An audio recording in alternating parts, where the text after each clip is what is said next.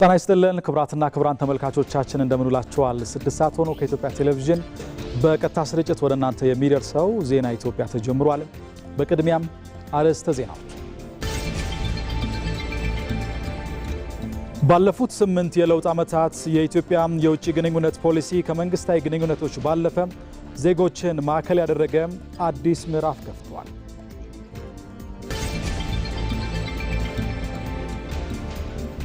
ኢትዮጵያም በአፍሪካ ቀንድ ያላትን ብሔራዊ ጥቅም በሚገባ ለማስጠበቅ የባህር በር ባለቤትነት ጥያቄዋ ሊመለስ ይገባል።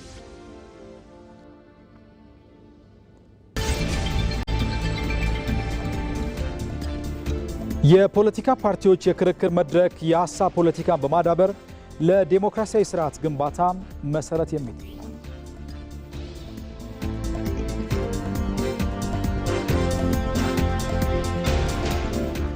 ከዜናዎቹ ጋር አሸናፊ እንዳለ ቆይታ አደርጋለሁኝ። ወደ ቀዳሚው ዜና አልፋለሁ። ባለፉት 8 የለውጥ ዓመታት የኢትዮጵያ የውጭ ግንኙነት ፖሊሲ ከመንግስታዊ ግንኙነቶች ባለፈ ዜጎችን ማዕከል ያደረገ አዲስ ምዕራፍ ከፍቷል። በባዕድ ሀገር ስቃይና መከራ የሚቀበሉ ዜጎችን ከመታደግ ባለፈ ዳያስፖራው በሀገሩ ልማትና ኢንቨስትመንት ላይ እንዲሳተፍ የተደረገበት ስልታዊ ጥረት የዲፕሎማሲው ትልቅ ስኬት ሆኖ ተመዝግቧል። ህይወት አበበ ተጨማሪ አዘጋጅታለች። ህግን ያልተከተለ ስደት መጨረሻው ስቃይ ነው። በባህረ ሰላጤው ሀገራትና በተለያዩ የዓለም ክፍል የነበሩ ወገኖቻችን ለዓመታት የሰሙት የግርፊያ ድምፅ፣ የቀመሱት የረሃብ ስቃይና ያዩት የጨለማ ክፍል እስር ለዚህ አስረጂ ነው። ለእነዚህ ዜጎች ሀገር ማለት የሩቅ ትዝታ ብቻ ሆና በነበረበት ወቅት የለውጡ መንግስት ወደ ስልጣን ሲመጣ ሰው ተኮር ፖሊሲን ቀረጸ። ጠቅላይ ሚኒስትር አብይ አህመድ ስልጣን በያዙ ማግስት ወደ ግብጽ፣ ሳውዲ አረቢያና የተባበሩት አረብ ኤምሬትስን በማብራት በእስር ላይ የነበሩ ዜጎችን በራሳቸው አውሮፕላን ወደ ሀገራቸው መለሱ። ይህም የዲፕሎማሲ ታሪካችን አዲስ ምዕራፍ ሆነ።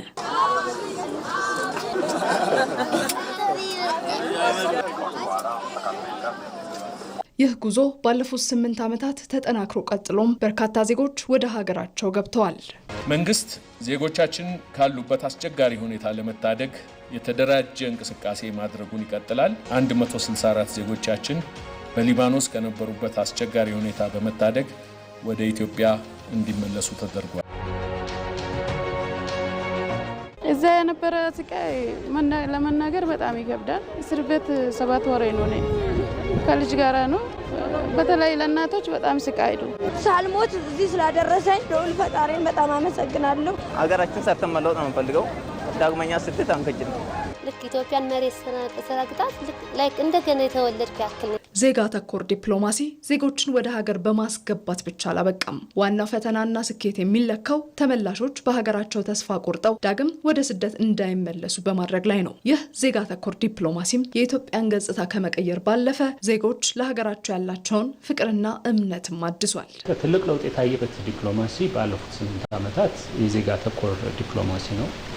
በውጭ ሀገር የሚኖሩ ዜጎቻችን በሀገራቸው ጉዳይ ላይ የጎላ ሚና እንዲኖራቸው ማስቻል አንደኛው ነው። ሁለተኛ ደግሞ ባሉበት ሀገር ጥቅሞቻቸው፣ መብቶቻቸው በተቻለ መጠን ተከብሮላቸው እንዲኖሩ የዲፕሎማሲ ስራ መስራት።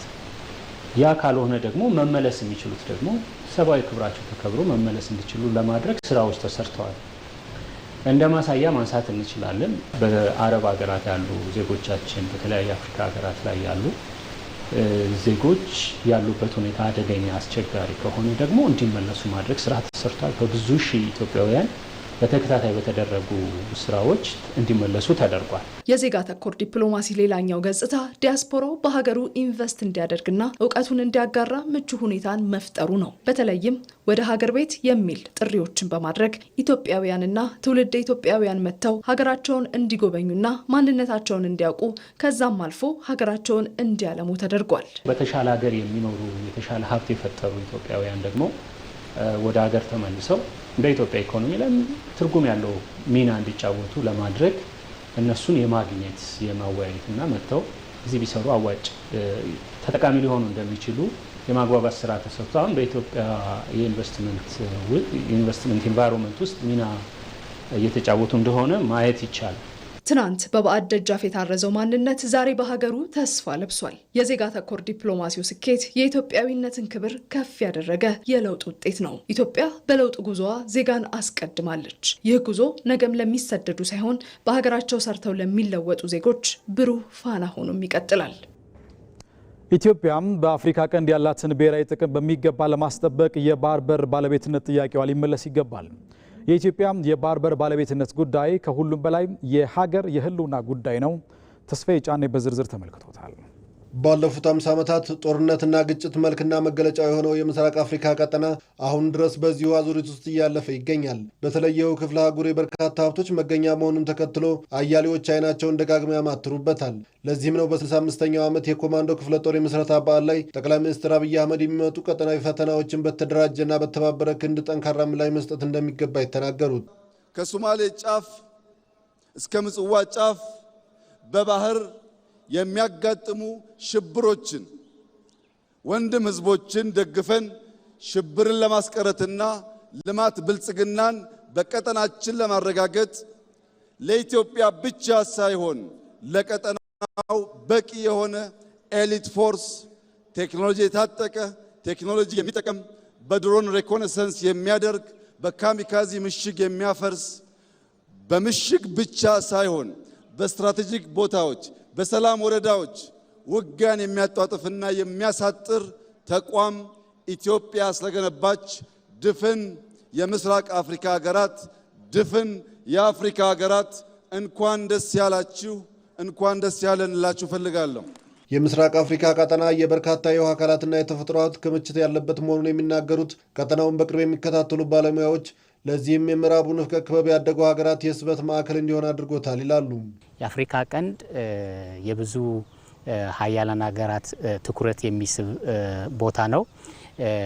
የመጀመሪያው አቀማመጡ ነው። የአቀማመጡ በትልልቅ የዋተር ቦዲዎች የተከበበ ነው። እነዚህ ሀያላን ሀገራት የራሳቸው የሆነ ብሔራዊ ጥቅማቸው ለማስከበር ይህንን አካባቢ ይፈልጉታል። ኢትዮጵያ፣ ሱዳን፣ ደቡብ ሱዳን፣ ኬንያ፣ ሶማሊያ፣ ጅቡቲ በግብርና ዘርፉ ገና ያልተነካ ሀብት አላቸው። ስለዚህ ይህንን መጠቀም ይፈልጋሉ። በየራሳቸው መንገድ ለመቆጣጠርና የሚገኘውን ብሔራዊ ጥቅማቸውን ለማስጠበቅ ከፍተኛ የሆነ ርብርብ ያደርጋሉ ተብሎ ይታሰባል። በሌላ በኩል ደግሞ የበርካቶች የዓይን ማረፊያ የሆነው ቀይ ባህር በተለይ ለኢትዮጵያ ከስልጣኔዋ ጋር ጠንካራ ተዛምዶ እንደነበር ያስታውሱት ባለሙያው ለጥቃት የተጋለጠችባቸው አጋጣሚዎችም ቀላል እንዳልነበሩ ይገልጻሉ። የቀይ ባህር ከፍተኛ ተዋናዮች ነበርነ። ስለዚህ ጠላቶችም የውጭ ጠላቶችም የሚመጡት ይህንን ቀይ ባህር ተሻግረው ነው። ስለዚህ ገና ወደ ውስጥ ሳይገቡ ነው እዛ እያለ የሚመለሳቸው። ስለዚህ ይህንን ለወደፊቱም ወረራ ያጋጥመንን ብለን መተኛት የለብንም። ከተለያየ ሀገራት ወረራ ሊመጣብን ይችላል። ምክንያቱም አሁን ያለው ብዙ ሀገራት የራሳቸውን ብሔራዊ ጥቅም ማስከበር ይፈልጋሉ።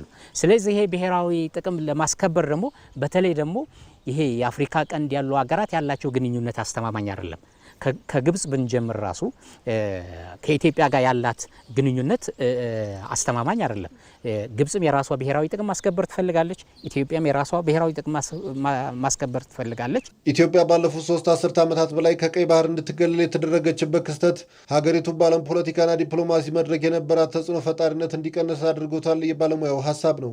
አሁን የአፍሪካ ቀንድ ስንወስድ ያሉት አገራት ብናስቀምጣቸው በህዝብ ብዛቷም ባላት የማደግ ተስፋ ያላትን ኢኮኖሚ በወታደራዊ ኃይሏ በገበያ ፍላጎቷ ካሉት ሀገራት የተሻለች ደረጃ ያለች ሀገር ናት። ስለዚህ ይህንን ደግሞ ይህንን ጥቅምን ለማስከበር ደግሞ ኢትዮጵያ ከነዚህ ሀያላን ሀገራት ጋር ያላትን ግንኙነት በሰላማዊና በዲፕሎማሲያዊ መንገድ ጥሩ ነገር በመፍጠር ማግኘት የሚገባትን ነገር ማግኘት አለባት። ያልተነካ አካባቢውን አልፎ ወደ ዓለም ገበያ መቅረብ የሚችል ብዙ የግብርና ምርት ያለን ኢትዮጵያውያን ነን። በአንጻራዊ ደረጃ ኢትዮጵያ በማዕድኑም ዘርፍ የተሻለች ናት።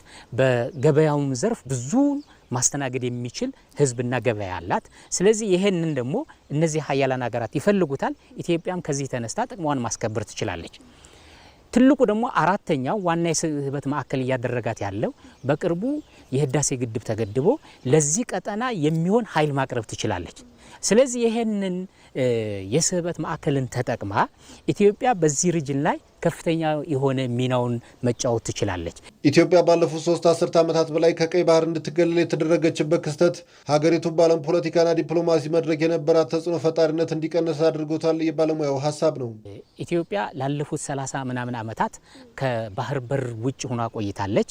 ስለዚህ የሰው ወደብ ጥገኛ ሆነን በሰው አገር ህግና ደንብ ነው ስንተዳደር የነበር ነው። ወደ ውጭም ለመውጣት ወደ ውስጥም ለማስገባት በኢትዮጵያ ፍቃድ ሳይሆን እኛን የባህር በር አከራይተው በሚሰጡን አገራት ህግና ደንብ ነው ስንተዳደር የነበረው። ያ ደግሞ በኢኮኖሚው በፖለቲካው ከፍተኛ የሆነ ኪሳራ ሲደርስብን ነው የነበረው። ምክንያቱም በፈለግነው ሰዓት ማውጣት አንችልም፣ በፈለግነው ሰዓት ማስገባት አንችልም። ምክንያቱም የዛ የባህር በር ወይ ደግሞ ወደብ እንድንጠቀም ያደረጉን አገራት የነሱን ህግና ደንብ ተከትለን ነው የምንሄደው። ስለዚህ ያ ደግሞ ጊዜ ይፈጃል፣ ገንዘብ ይጠይቃል፣ የሰው ኃይል ይጠይቃል፣ ብዙ ነገሮችን አለ። የኢትዮጵያ ወደ ቀይ ባህር መመለስ የቅንጦት ሳይሆን የህልውና ጉዳይ ስለመሆኑም ተጠቁሟል።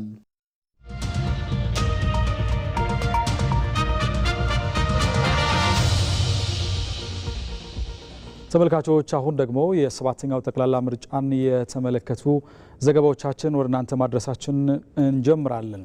የፓርቲዎች የክርክር መድረክ የሀሳብ ፖለቲካን በማዳበር ለዲሞክራሲያዊ ስርዓት ግንባታ መሰረት የሚጥል ነው። ፓርቲዎቹ የሚያቀርቧቸው ሀሳቦች ድምፅ ከማግኘት ባለፈ ሊተገብሩ የሚችሉ መሆን አለባቸው። አስረሳ ወገሽ ዝርዝር አዘጋጅቷል። በ7ኛው ጠቅላላ ምርጫ የሚሳተፉ የፖለቲካ ፓርቲዎች የምርጫ ማኒፌስቶቸውን ከማስተዋወቅ ባለፈ በያዟቸው የፖሊሲና ስትራቴጂ ጉዳዮች ላይ የተለያዩ መገናኛ ብዙሃንን በመጠቀም የእርስ በርስ ክርክር እያካሄዱ ነው። ይህ ደግሞ ዜጎች በመረጃ ላይ የተመሰረተ ድምፅ እንዲሰጡ ከማድረግ ባለፈ የኢትዮጵያን ፖለቲካ ከጥላቻ ይልቅ ወደ ውይይትና የሀሳብ ፖለቲካ የሚያሻግር መሆኑንም በሐዋሳ ዩኒቨርሲቲ የስነ ዜጋና ስነ ምግባር መምህሩ ብሩክ ደስታ ተናግረዋል። የተለያየ አይነት ሀሳብ ያላቸው የፖለቲካ ፓርቲዎች በአንድ ጠረጴዛ ዙሪያ ላይ ቁጭ ብለው የተለያዩ ሀሳቦቻቸውን ሲነጋገሩ፣ ጥያቄዎቻቸውን ፍጹም በሰለጠነ መንገድ ሲያቀርቡ፣ የአንደኛውን ሀሳብ ሲተቹ፣ የአንደኛውን መልስ ሲሰሙ አንደኛ ይሄ የመከባበር ፖለቲካ በሀገሪቱ ውስጥ እንዳለ ፍጹም መረዳዳት ካለበት ፍጹም ምክንያታዊ ከሆነ ንግግር መረዳት ይችላል። የፖለቲካ ፓርቲዎች የክርክር መድረክ የተለያዩ ሀሳቦች የሚቀርቡበት በመሆኑ በቀጣይ መንግስት ለሚሆነው ፓርቲ የፖሊሲ ግብዓት የሚገኝበት ስለመሆኑም መምህር ብሩክ ተናግረዋል። ለፖለቲካ ፓርቲዎችም ቀጣይ መንግስት ለሚሆነው አካል ጭምር የግብዓት ምንጮች ናቸው እነዚህ የፖለቲካ መድረኮች ማለት ነው። የፖለቲካ ፓርቲዎች የክርክር መድረክ ፓርቲዎች ለሀገርና ለዜጎች የሚበጁ ሊተገበሩም የሚችሉ ሀሳቦችን ሊያቀርቡበት እንደሚገባ የገለጹት ደግሞ በዩኒቨርሲቲው የስነ ዜጋና ስነ ምግባር መምህርና ተመራማሪው ተመስገን ኤልያስ ናቸው። ሀሰተኛ ፕሮፓጋንዳ ሳይሆን እውነተኛ የሆነውን ነገር ደግሞ ስልጣን ሲይዙም በእውነትም በተግባር ሊያሳዩ የሚችሉ ነገሮችን ለዜጎች ማቅረብ አለባቸው። የፖለቲካ ፓርቲዎች በተለያዩ አማራጮች የሚያቀርቧቸው ሀሳቦች በምርጫው ቢያሸንፉ የሚተገብሯቸው እንደመሆናቸው ዜጎች በንቃት በመከታተል የሚጠቅማቸውን ሊለዩ እንደሚገባም ተጠቁመዋል። የተቀረቡት ፖሊሲዎች ሀሳቦች የትኛው የተሻለ እንደሆነ ህዝቡ ነገ ዳኛ ስለሚሆን ዛሬ በደንብ ማየት አለበት፣ መገምገም አለበት። የተባለው ነገር ሁሉ ዝም ብሎ መቀበል፣ ዝም ብሎ በጥሩ ነገር በመልካም ጎን ማየት ብቻ ሳይሆን የትኛው ተግባራዊ ሊሆን እንደሚችል የትኛው እውነተኛ እንደሆነ ህዝቡ መገምገም አለበት፣ ማየት አለበት፣ መተቸት አለበት። በ7ኛው ጠቅላላ ምርጫ ለሀገርና ለህዝብ የሚበጅ ፓርቲን በመምረጥ የምርጫውን ምሉዕነት ለማረጋገጥ ዜጎች በምርጫው ሂደት በንቃት መሳተፍ እንደሚገባቸውም ተመላክተዋል። በየጊዜው በሚካሄድ የምርጫ ሂደት ውስጥ የሴቶች ሚና ለዲሞክራሲያዊ ስርዓት መጠናከርና ለፖለቲካዊ ውሳኔዎች ሚዛናዊነት ወሳኝ ነው። ሴቶች እንደ መራጭ ብቻ ሳይሆን እንደ አስፈጻሚና እጩ ተወዳዳሪ በንቃት መሳተፋቸው የህዝቡን ግማሽ አካል ድምፅ በተገቢው መንገድ ለማንጸባረቅ ያስችላል። ዛራ መሐመድ በምርጫ ሂደት ውስጥ የሴቶች ተሳትፎ የዲሞክራሲ ማዕከልና የፍትሃዊነት መለኪያ ነው። ሴቶች እንደ መራጭ ብቻ ሳይሆን እንደ እጩ ተወዳዳሪ የፖለቲካ አመራርና የምርጫ አስፈጻሚ በመሆን የሚጫወቱት ሚና የህብረተሰቡን ሁለንተናዊ ድምጽ ለማንጸባረቅ ወሳኝ ነው። የሰባተኛውን ምርጫ ለማካሄድ ብዙ ስራዎች እየተሰሩ ነው ያሉት።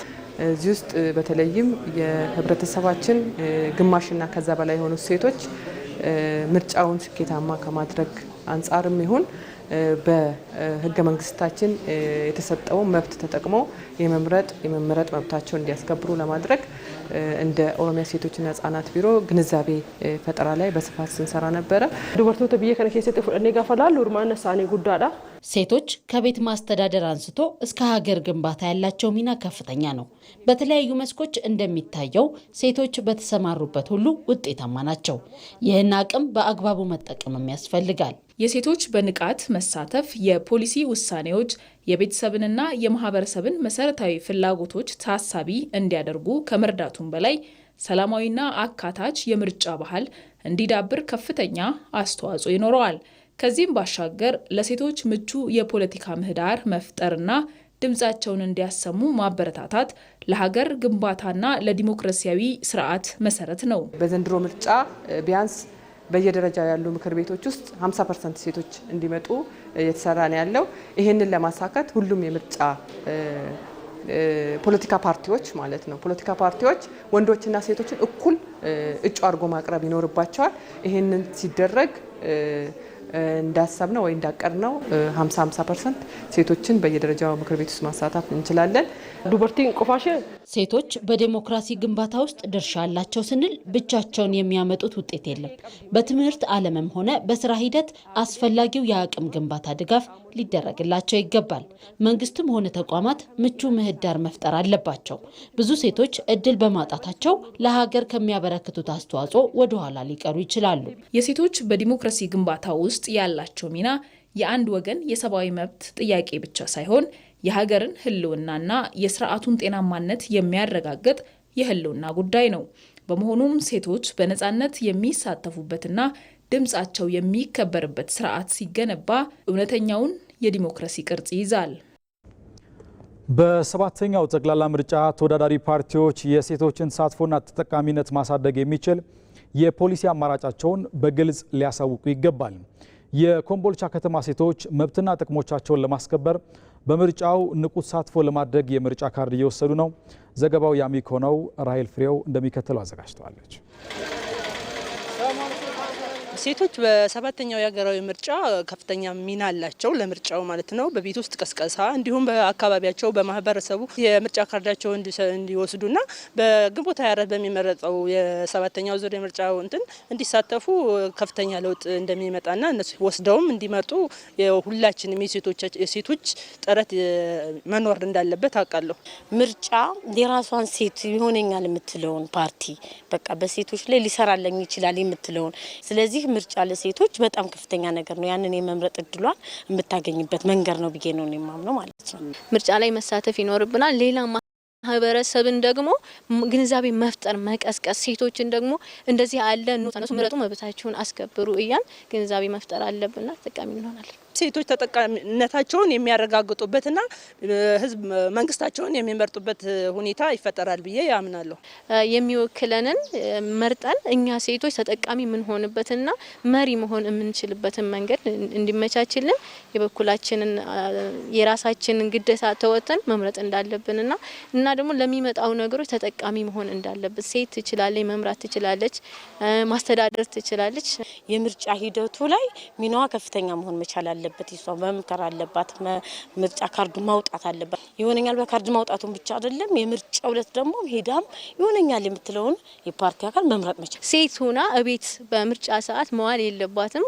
የራሳችንን ካርድ ቫልዩ አለው፣ ካርድ ለመያዝ ቫልዩ አለውና ሁሉም ሴት ካርድ ይዞ ወደ ምርጫ ጣቢያ ሄዶ ተመዝግቦ ምርጫ እንዲመርጥ መልእክት አስተላልፋለሁ።